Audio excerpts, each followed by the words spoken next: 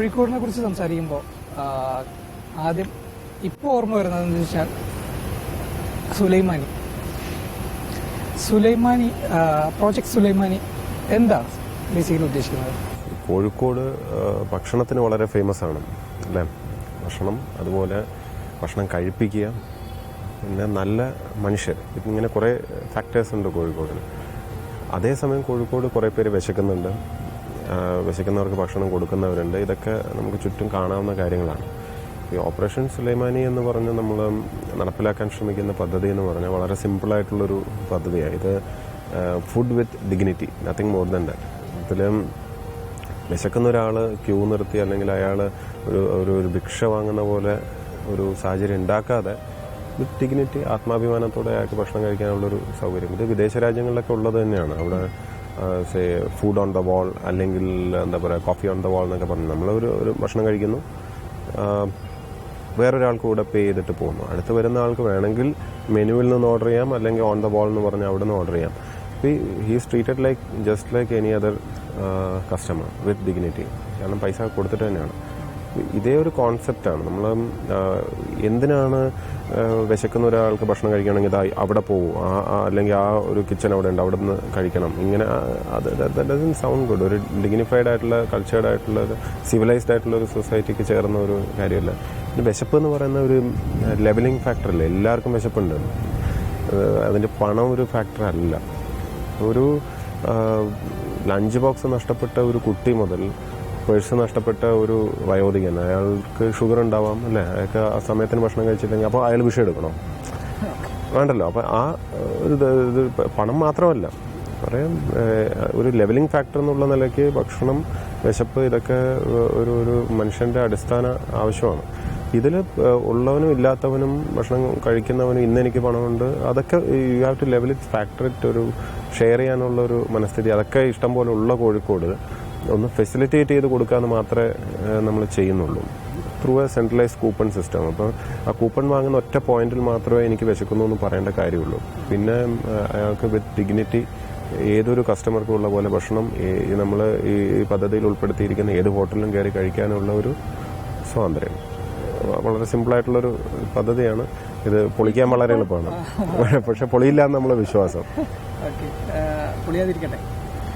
ഫേസ്ബുക്കിലൂടെ എനിക്ക് ഒരുപാട് കാര്യങ്ങൾ ഷെയർ ചെയ്യാറുണ്ട് സിറ്റിസൺസായിട്ട് അല്ലേ? കൃത്യമായ അപ്ഡേഷൻസ് ഉണ്ടാവാറുണ്ട്. അതായത് ഫേസ്ബുക്ക് എന്ന് പറയുന്നത് ഒരു സോഷ്യൽ മീഡിയ ഇന്ന് വളരെ ഒരു എഫക്റ്റീവ് ടൂളാണ്. ഇന്ന് പബ്ലിക് ആയിട്ട് സംവേദിക്കണം, പബ്ലിക്കിനകത്ത് എന്തെങ്കിലും പറയാനുണ്ട്, അവരുടെ അടുത്തുനിന്ന് ഫീഡ്ബാക്ക് എടുക്കാനുണ്ട്. അപ്പോൾ നമ്മൾ എവിടെ പോയിട്ട് പറയും? ഇപ്പോൾ പണ്ടായിരുന്നെങ്കിൽ പൊതുജനത്തിനെ അറിയിക്കണമെങ്കിൽ രാജാവിൻ്റെ കാലത്ത് എന്തോ ചന്തയിൽ പോയിട്ട് ചെണ്ടകുട്ടി അറിയിക്കും, ചെണ്ടകുട്ടി അവിടെ നിന്ന് അറിയിക്കും, തിരിച്ചെന്തെങ്കിലും അറിയാനുണ്ടെങ്കിൽ ചിലപ്പോൾ അവിടെ നിന്ന് അറിയാം അല്ലേ? ആൾക്കൂട്ടം വേണം. ഇന്ന് ജനങ്ങൾ മുഴുവൻ അവിടെ ഉള്ളത്, അവരെല്ലാവരും ഓൾറെഡി ഫേസ്ബുക്കിലിരിക്കുകയാണ്.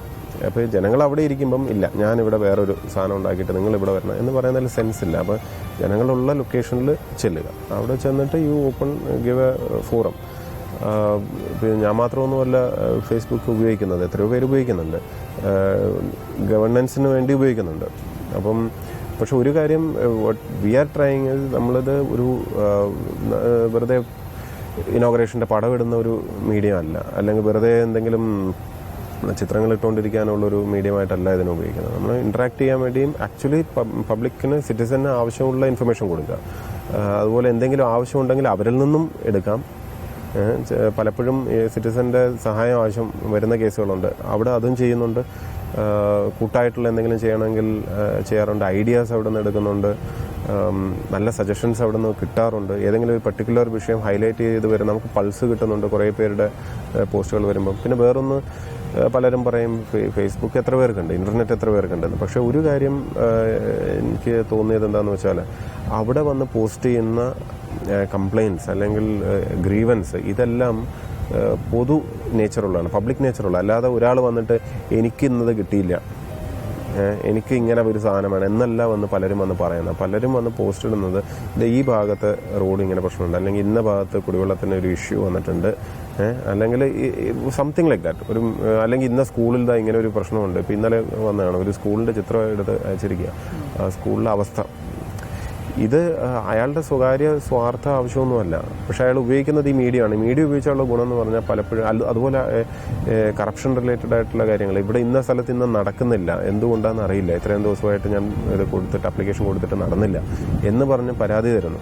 നമുക്ക് സ്പീഡുണ്ട് ഇതിനകത്ത്. സാധാരണ ഒരു സർക്കാർ ഫയലായിട്ട് വരികയും ഏതെങ്കിലും കാലത്ത് നോക്കുകയും ചെയ്യുന്നതിന് പകരം ഇന്ന് രാവിലെ നമുക്കൊരു പോസ്റ്റ് കിട്ടി വൈകുന്നേരം ആകുമ്പോഴേക്കും അത് തീർത്ത് കൊടുക്കാൻ പറ്റും, തിരിച്ച് മെസ്സേജ് കൊടുക്കാൻ പറ്റുന്നു. നമുക്കതല്ലേ വേണ്ടത്. പണ്ട് കാലത്തായിരുന്നെങ്കിൽ കാത്തുനിന്ന് നിവേദനം തരണം. അത് വേറൊന്ന്. ഇപ്പം ഇതിലൂടെ ഒട്ടുമുക്കാൽ പ്രശ്നം ഇതിലൂടെ ഒഴിച്ച് കഴിയുമ്പം നേരിട്ട് കാണേണ്ട വ്യക്തികൾക്ക് ക്വാളിറ്റി ടൈം കൊടുക്കാൻ പറ്റുന്നുണ്ട്. ഇപ്പം ഇതൊന്നും വശമില്ലാത്ത ആൾക്കാർ ഒരു വളരെ പാവം പിടിച്ചൊരു ആൾ വരുന്നു, അയാൾക്ക് അല്ലെങ്കിൽ ആ ഒരു സ്ത്രീക്കോ അവർക്ക് നമുക്ക് കുറച്ചുകൂടെ സമയം കൊടുക്കാൻ പറ്റും. അവർക്കാണ് നമ്മൾ നേരിട്ട് സമയം കൊടുക്കേണ്ടത്. ഇതിലൂടെ നേരിട്ട് സംവേദിക്കാൻ അവസരം കിട്ടുമ്പോൾ അവരത് പ്രിഫർ ചെയ്യുള്ളൂ. Let them use that. നമുക്കതൊന്നും പറ്റാത്തവർക്ക് കൂടുതൽ സമയം കൊടുക്കാം. പുതിയ സ്റ്റാൻഡിന് കുറേ പ്രവർത്തനങ്ങൾ നടത്തിയിട്ടുണ്ട്. അപ്പോൾ പബ്ലിക്കായിട്ട് മൂത്രമൊഴിക്കുന്നവരെ പുരസ്കാരം കൊടുക്കുന്നുള്ളൊരു കാര്യം കേട്ടിട്ടുണ്ടായിരുന്നു. എങ്ങനെയാണ് പുരസ്കാരത്തിൻ്റെ? അത് പഴയ ബസ് സ്റ്റാൻഡിലെ വിഷയമായിരുന്നു. അവിടെ ഒരു ക്ലീനപ്പ് ഡ്രൈവ് ഉണ്ടായിരുന്നു. ഡ്രൈവ് കഴിഞ്ഞപ്പോൾ ഒരു ഭാഗം മുഴുവൻ ഇങ്ങനെ വളരെ വൃത്തികേടായിട്ട് കിടക്കുന്നു. ആ ഭാഗത്തോട്ട് പോകാൻ പറ്റുന്നില്ല. അപ്പം അന്വേഷിച്ചപ്പോൾ പറഞ്ഞത് അവിടെ ആൾക്കാർ ഇങ്ങനെ നിരന്ന് മൂത്രമൊഴിക്കലാണ് പരിപാടി. അവിടെ ബസ് ഇറങ്ങുന്നു, അടുത്ത പണി ഇതാണ്. അപ്പോൾ അവിടെ എന്താ മൂത്രപ്പുര ഇല്ലേന്ന് അന്വേഷിച്ചപ്പോൾ തൊട്ടപ്പുറത്തുണ്ട്. അതും എന്നാൽ പിന്നെ അത് വൃത്തികേടായിരിക്കും. അല്ല, നന്നായി മെയിൻറ്റെയിൻ ചെയ്യുന്നുണ്ട്. ഇനി അവിടെ എന്തോ 50 പൈസ 1 രൂപ കൊടുക്കാൻ വേണ്ടി ഉള്ള മടി കൊണ്ടാണോ? അതിന് മാത്രം ദരിദ്രന്മാരൊന്നും അല്ല ഇവിടെ നിന്ന് പണി സാധിക്കുന്നത്, കാര്യം സാധിക്കുന്ന അവരൊന്നും അല്ല. ഇത് ഒരു ശീലം, ഇതൊക്കെ കുഴപ്പമില്ല എന്നുള്ളത്. അങ്ങനെ വന്നപ്പോൾ നമ്മൾ വിചാരിച്ചു അന്ന് ഈ ഫയർഫോഴ്സിനെ കൊണ്ടുവന്ന് അവിടെ മുഴുവൻ വെള്ളം അടിച്ച് വൃത്തിയാക്കി, കംപ്ലീറ്റ് റെഡിയാക്കി. നാളെ തൊട്ട് പിന്നെയും തുടങ്ങില്ല. അപ്പോൾ എന്ത് ചെയ്യാൻ പറ്റും എന്ന് പറഞ്ഞപ്പോൾ അവിടെ ഒന്ന് പെയിൻറ്റ് ചെയ്യാം, അവിടെ പെയിൻറ്റിങ്ങുള്ള കുറേ ആർട്ടിസ്റ്റുകളെ കൊണ്ടുവന്ന് ചെയ്യിപ്പിക്കുക, ഇതൊക്കെ ആലോചിച്ചു. ഇങ്ങനെ അത് കോർപ്പറേഷൻ്റെ സ്ഥലമാണ്. അപ്പോൾ മേയറുമായിട്ട് സംസാരിച്ചു, അതങ്ങനെ എന്തെങ്കിലും ഒന്ന് ചെയ്യാൻ പറഞ്ഞു. ആരെങ്കിലും കൊണ്ടൊന്ന് സ്പോൺസർ ചെയ്ത് ഒരു വാൾ അവിടെ ചെയ്താൽ പെയിൻറ്റിങ് ചെയ്യിപ്പിക്കാം. അതൊക്കെ ചെയ്ത് വരുന്നവരെന്ത് ചെയ്യാമെന്നായി. അപ്പോൾ നാളെ തൊട്ട് തുടങ്ങില്ല. അപ്പം അന്നേരം നമുക്ക് ശരിക്കും ഇവിടെയൊക്കെ ക്യാമറ സെറ്റ് ചെയ്യണമെന്ന് ആരോ പറഞ്ഞു. അപ്പോൾ അവന് ക്യാമറ സെറ്റ് ചെയ്യാനൊന്നും ഇപ്പോൾ ഇതിനായിട്ട് ഒന്നാമത് പൈസ കളയാൻ ഇല്ല.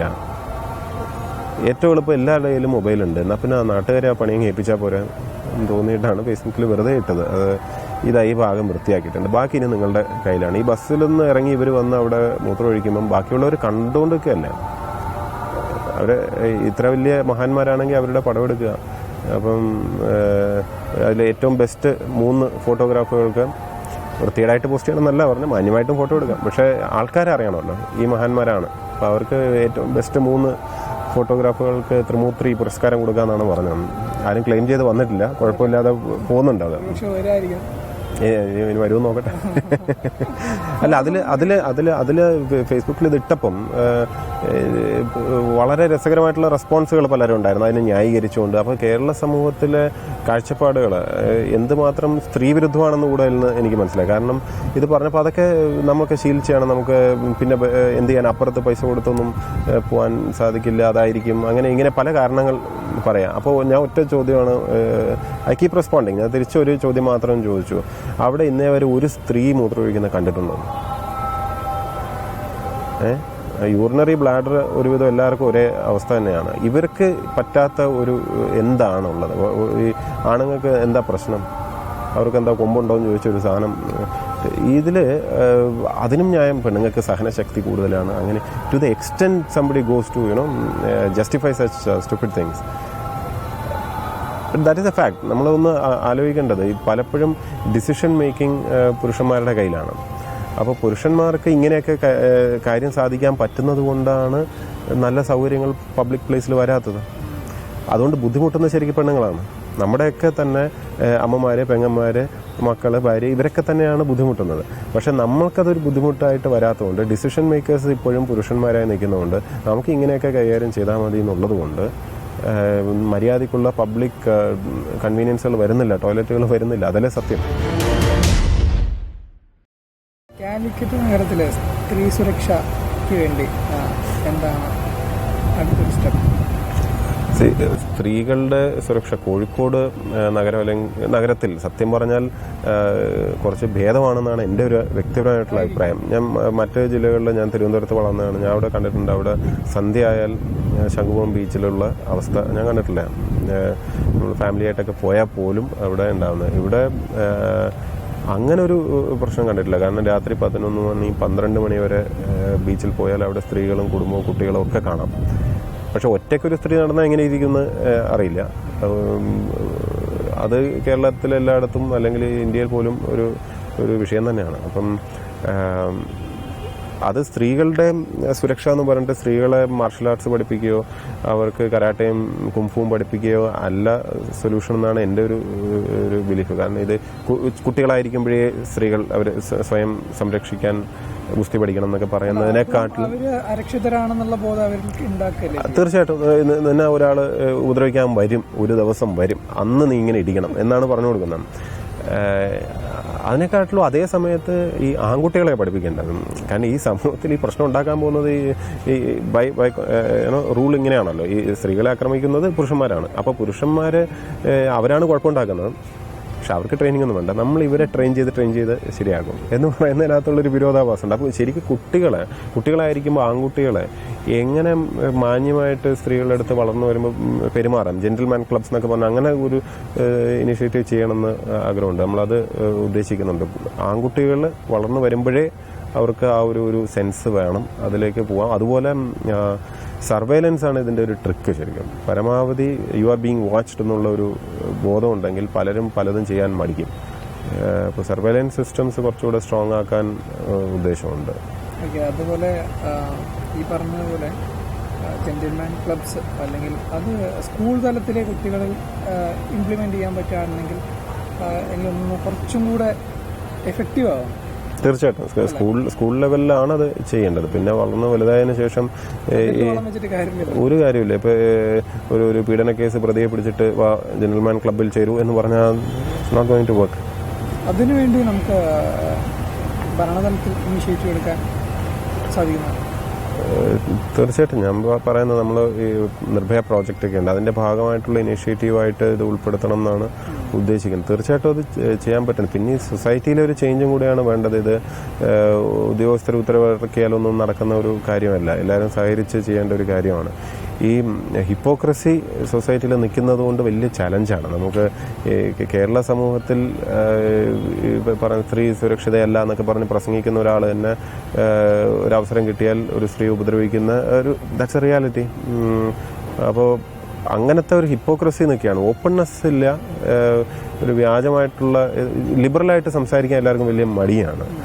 ഞാനെന്തോ വലിയ സംഭവമാണ്, ഓപ്പണായിട്ട് പറയില്ല ഇതൊന്നും ശരിയല്ല, അങ്ങനെയാണ് ഇങ്ങനെയാണെന്നൊക്കെ മസിൽ പിടുത്തവും ഒരു പൊളിറ്റിക്കലി പെർഫെക്റ്റ്ലി കറക്റ്റ് ആണെന്ന് തോന്നിപ്പിക്കാൻ വേണ്ടി മനുഷ്യ സഹജമായിട്ടുള്ള വീക്ക്നെസ്സുകൾ അംഗീകരിച്ച് ഒരു ഓപ്പണായിട്ടുള്ള പൊസിഷൻ എടുക്കാൻ പലപ്പോഴും ആൾക്കാർ മടിക്കുകയാണ്. അത് അപ്പോഴാണ് ഒരു കള്ളത്തരമാണ്, ഒരു ഹിപ്പോക്രസിയാണ്.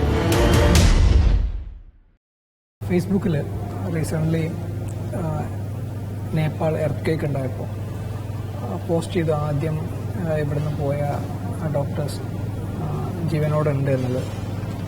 പിന്നീടാണ് കുറച്ച് ദിവസങ്ങൾക്ക് ശേഷം ഡെത്ത് ഡിക്ലെയർ ചെയ്തത്. ഒരു ഒഫീഷ്യൽ ആയിട്ട് ഇത്തരം പോസ്റ്റുകൾ ഇടുമ്പോൾ അത് ഒരു 100% ഉറപ്പ് കിട്ടിയതിന് ശേഷമായിരിക്കുമല്ലോ, അങ്ങനെയാണല്ലോ പ്രതീക്ഷിക്കുന്നത്. പക്ഷെ എന്തുകൊണ്ടോ അത് തെറ്റായിരുന്നു. അല്ല, ശരിയായിരുന്നു. അല്ല, ആദ്യം ജീവനോട് ഉണ്ടെന്നല്ലേ പറഞ്ഞു. ശരിയായിരുന്നു, പൂർണ്ണമായിട്ടും ശരിയായിരുന്നു.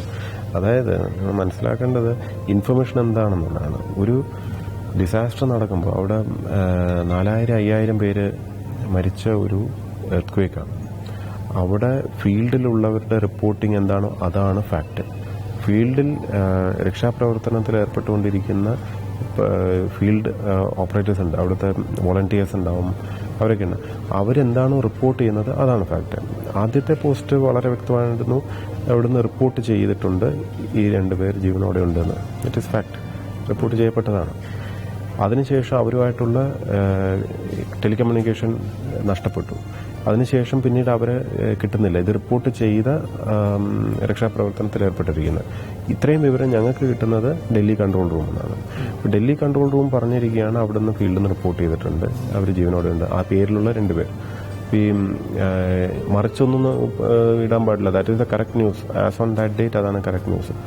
പിന്നീട് സംശയം വന്നു, ഇവർ പിന്നെ ലൊക്കേറ്റ് ചെയ്യാൻ പറ്റുന്നില്ല. അപ്പം തുടർന്ന് കോണ്ടാക്ട് ചെയ്യാൻ ശ്രമിച്ചപ്പോൾ സംശയം ഉള്ള രീതിയിൽ ബോഡി കണ്ടെത്തിയിട്ടുണ്ട്. പക്ഷെ നമ്മൾ ഉടനെ മരിച്ചു എന്ന് പറഞ്ഞ് ഇടുകയല്ല ചെയ്തത്. That is lack of common sense. ഇത് അവരെ ഒരു ഡെത്ത് ഉറപ്പുവരുത്തുന്നത് അവരുടെ ബോഡി തിരിച്ചറിയുമ്പോൾ മാത്രമാണ്. ബന്ധുക്കൾ അവിടെ എത്തേണ്ടതുണ്ടായിരുന്നു. ബന്ധുക്കൾ എത്തി കൺഫേം ചെയ്ത് എഗെയിൻ കൺട്രോൾ റൂം ഉറപ്പ് പറഞ്ഞതിന് ശേഷം മാത്രമേ നമുക്ക് ഡിക്ലെയർ ചെയ്യാൻ പറ്റുള്ളൂ. അല്ലാതെ സംശയം തോന്നുന്നവരൊക്കെ മരിച്ചു എന്നിടുന്നത് വളരെ റെസ്പോൺസിബിൾ ആയിട്ടുള്ള ഇതാണ്. പക്ഷേ ഒരു കാര്യം എനിക്ക് അന്ന് മനസ്സിലായത്, അവിടെ ഫീൽഡിൽ പ്രവർത്തിക്കുന്നവരുടെ ബുദ്ധിമുട്ടോ ഇതിനെപ്പറ്റിയോ ഒന്നും യാതൊരു എന്താ പറയുക അറിവോ അല്ലെങ്കിൽ അവിടെ പോയി എന്തെങ്കിലും ഒരു ചെറുവിരളനക്കി എന്തെങ്കിലും ചെയ്യാനോ താല്പര്യമോ മനസ്സോ ഒന്നുമില്ലാത്തവർ ഫേസ്ബുക്കിലിരുന്ന് അവരെ വിമർശിക്കുന്നത് നമുക്ക് വലിയ അത്ഭുതം തോന്നി. കാരണം ഫീൽഡിൽ പോയ പലരും അവരുമായിട്ട് നേരിട്ട് നമുക്കും കോണ്ടാക്ട് ഉണ്ടായിരുന്നു, ഡൽഹി കൺട്രോൾ റൂം വഴിയും കോണ്ടാക്ട് ഉണ്ടായിരുന്നു. അവരവിടെ ഊണും ഉറക്കവും കളഞ്ഞ് ആൾക്കാരുടെ ജീവൻ രക്ഷപ്പെടുത്തുകയാണ്. അല്ലാതെ അവിടെ ന്യൂസ് റിപ്പോർട്ട് ചെയ്യാനല്ല പോയിരിക്കുന്നത്. അവർ ഇന്ന ആൾ ഇവിടെ ഉണ്ട് മറ്റേ ഉണ്ടാവുന്നല്ല, റെക്കോർഡ്സ് ഒന്നുമില്ല. അവിടെ ചികിത്സയിലായിരുന്ന ആൾക്കാരെ വരെ ഐഡന്റിഫൈ ചെയ്യാൻ പറ്റുന്നില്ല. കാരണം ആശുപത്രിയിലൊന്നും ഒരു റെക്കോർഡും ഇല്ല, ആളുടെ പേരില്ല, പലരും അബോധാവസ്ഥയിലാണ്, ഡെഡ് ബോഡീസ് തിരിച്ചറിയാൻ പറ്റുന്നില്ല. ഇതിനിടയിൽ നിന്നും ആൾക്കാരെ തിരിച്ചറിയലോ ഉടനെ വിളിച്ച് ന്യൂസ് റിപ്പോർട്ട് ചെയ്യലോ ഇന്ന ആൾ ഇവിടെ ഉണ്ടാവുന്നു അല്ല, അവരുടെ പ്രയോറിറ്റി ജീവൻ രക്ഷപ്പെടുത്തുക എന്നുള്ളതാണ്. അതിനിടയിൽ നിന്നിട്ടാണ് അവർ ഈ വിവരം പാസ് ഓൺ ചെയ്യുന്നത്. അപ്പോൾ അവരെ നമ്മൾ ബഹുമാനിക്കണം. അവർക്ക് ഈ ആക്യുറേറ്റ് ആയിട്ട് ന്യൂസോ ആൾക്കാരുടെ പേരോ റിപ്പോർട്ട് ചെയ്യലല്ല അവരുടെ ജോലി, ജീവൻ രക്ഷപ്പെടുത്തുകയാണ്.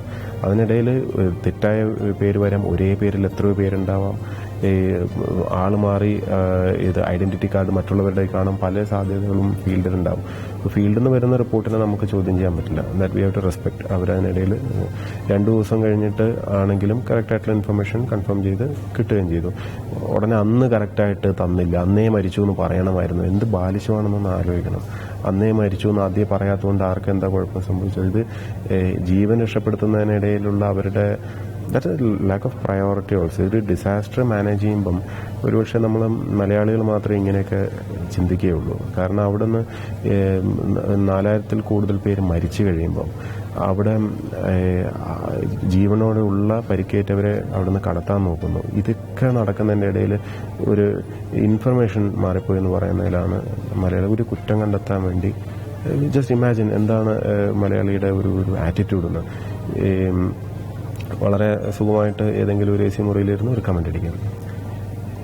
ഇത് അതേസമയം നമ്മൾ കേരള ഗവൺമെന്റ് കോർഡിനേറ്റ് ചെയ്തിട്ട് ഒരു 100-300 പേരെങ്കിലും അവിടെ നിന്ന് പുറത്ത് കൊണ്ടുവന്നു. അതിൽ കോഴിക്കോട് നിന്ന് ഒരു 100 അതിൽ അധികം പേരുണ്ടായിരുന്നു, 100-200ഓളം പേരുണ്ടായിരുന്നു. ഇപ്പം ഈ പറഞ്ഞ ഡോക്ടേഴ്സ് ഉൾപ്പെടെ അവരൊന്നും കോഴിക്കോടുകാരല്ല, മറ്റ് ജില്ലക്കാരാണ്. പക്ഷെ അവരെ ഉൾപ്പെടെ എല്ലാവരെയും കോർഡിനേറ്റ് ചെയ്തത് ഇവിടെ നിന്ന് തന്നെയാണ്.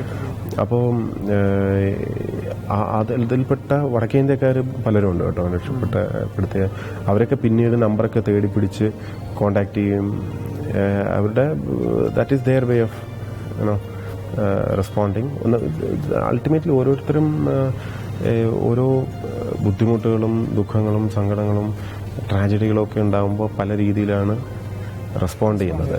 അത് അവരുടെ ജീവിതാനുഭവങ്ങളുടെ പുറത്തും അവരുടെ ഈ അപ്ബ്രിങ്ങിങ്ങിന്റെ പുറത്തും അവരുടെ സാഹചര്യങ്ങളുടെ പുറത്തും ഒക്കെയാണ് അത് ഉണ്ടാകുന്നത്. It's different. നമുക്കത് മനസ്സിലാക്കാവുന്നതേ ഉള്ളൂ. ഓരോ പീപ്പിൾ ആർ ഡിഫറെന്റ് അല്ലേ. എല്ലാവരും ഒരേ രീതിയിലായിരിക്കില്ല റെസ്പോണ്ട് ചെയ്യുന്നത്. നമ്മൾ കേരളത്തിൽ ഒരു ഡിസാസ്റ്റർ മാനേജ്മെന്റ് കൾച്ചർ ഇനിയും വരേണ്ടതായിട്ടുണ്ടെന്ന് എനിക്ക് തോന്നിയിട്ടുണ്ട്. ഇപ്പോൾ ഈ കോഴിക്കോട്ട് പോലും ഒരു ഡിസാസ്റ്റർ, ഇപ്പോൾ മിഠായി തെരുവിൽ തീപിടുത്തം അല്ലെങ്കിൽ ഒരു കടക്ഷോഭം, ഇതൊക്കെ വരുമ്പോൾ മലയാളികളുടെ ആറ്റിറ്റ്യൂഡ് പലപ്പോഴും അവിടെ ചെന്നൊരു സീൻ ഉണ്ടാക്കുക, അവിടെ ഈ മൊബൈൽ കൊണ്ട് പടം എടുക്കുക. ഇപ്പോൾ രക്ഷാപ്രവർത്തനത്തിൻ്റെ ഇടയിൽ പോലും അവിടെ വന്ന് ആൾക്കൂട്ടുണ്ടാക്കി ഒരു ഷോ തടസ്സപ്പെടുത്തുക.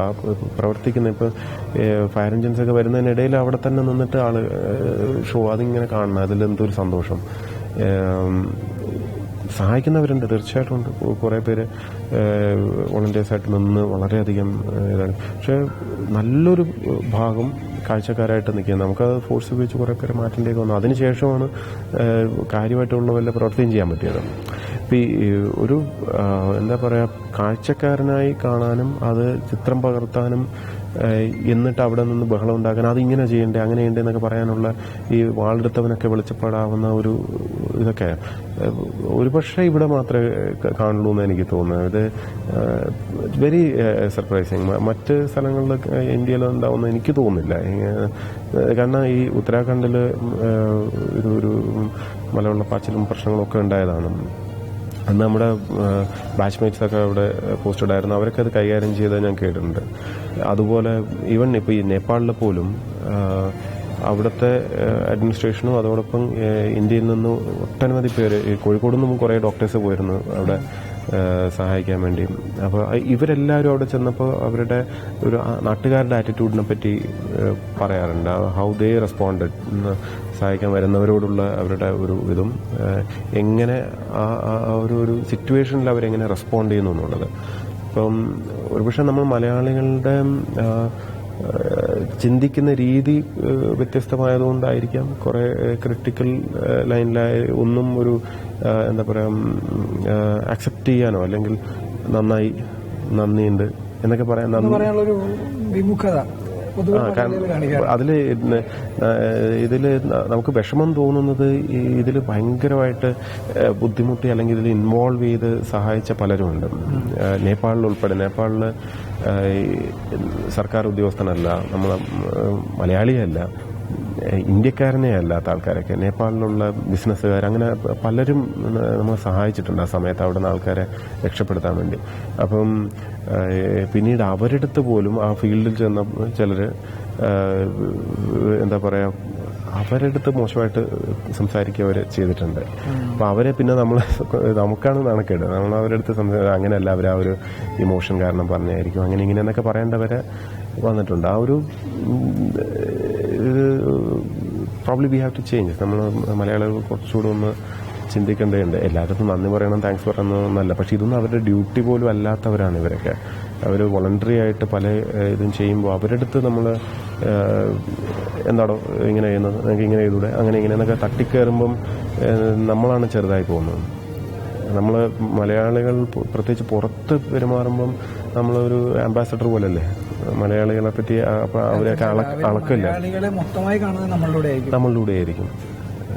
അത് നമ്മൾ ഓർക്കേണ്ടതുണ്ട്. കേരളത്തിനകത്തുള്ള പോട്ടെ, പക്ഷെ പുറത്ത് അറ്റ്ലീസ്റ്റ് നമ്മൾ കുറച്ചുകൂടെ ഈ സോഷ്യൽ മീഡിയയൊക്കെ അതുപോലെയാണ്, എല്ലാവരും കാണുന്ന സ്ഥലമാണ്. അവിടെ നമ്മുടെ ആറ്റിറ്റ്യൂഡ്സും നമ്മുടെ ഇതൊക്കെ വളരെ വ്യക്തമായിട്ട് മനസ്സിലാവുകയാണ്. ആൾക്കാരതിൽ നിന്ന് പെർസീവ് ചെയ്യുന്നുണ്ട് അല്ലേ, നമ്മളെപ്പറ്റി ഒരു പിക്ചർ കിട്ടുന്നുണ്ട്. എന്തൊക്കെയാണ് ഇവരുടെ പ്രയോറിറ്റീസ് എന്ന് വളരെ വ്യക്തമായിട്ട് മനസ്സിലാവും അല്ലേ. കാലിക്കറ്റിലെ ജനങ്ങളെ കുറിച്ച് ഇത്ര നാളത്തെ പരിചയം വെച്ച് എന്താണ് തോന്നിയിട്ടുള്ളത്? കാലിക്കറ്റ് വളരെ നല്ല ആൾക്കാരാണ്. മലബാറിന്റെ ഒരു നന്മ എന്നൊക്കെ പറയല്ലോ, ആ ഒരു ഇതുണ്ട്. പറയാൻ പറ്റില്ലല്ലോ. അല്ല, പറയണമെങ്കിൽ പറയാം, പക്ഷെ നല്ലതല്ലാത്ത ഞാൻ പറയുകയും ചെയ്യാറുണ്ടല്ലോ. ഇതിനകത്ത് ഞാൻ അത്ര ഡിപ്ലോമാറ്റിക് ആയിട്ടുള്ള ആളല്ല.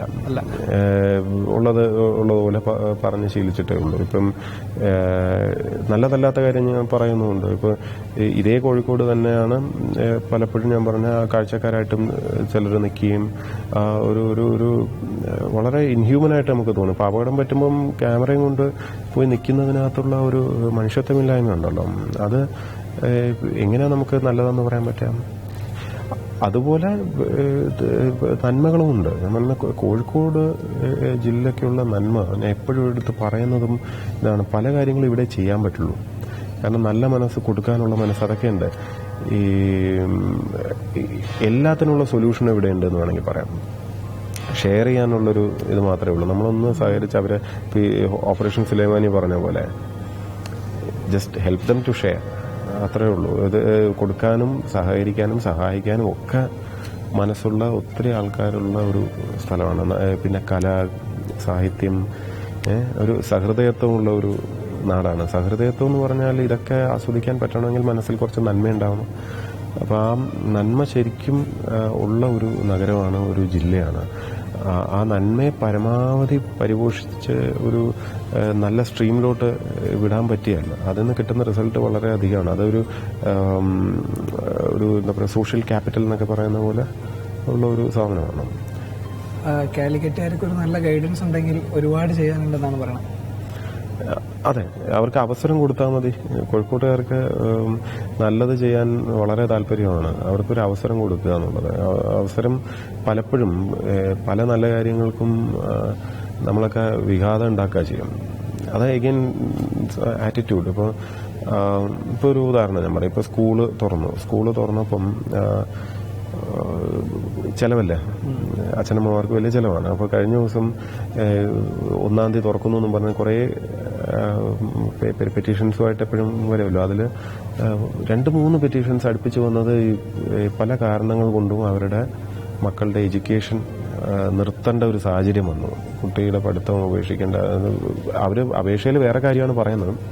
അതായത് ഒരുപക്ഷെ ചികിത്സാ സഹായം വേണമെന്നോ, അല്ലെങ്കിൽ കുടുംബനാഥൻ കിടപ്പിലായതോ, അല്ലെങ്കിൽ മരിക്കുകയോ, എന്തെങ്കിലും മാരകമായ രോഗം കണ്ടെത്തുകയോ എന്തെങ്കിലും ചെയ്തായിരിക്കും, അതിന് സഹായം വേണം.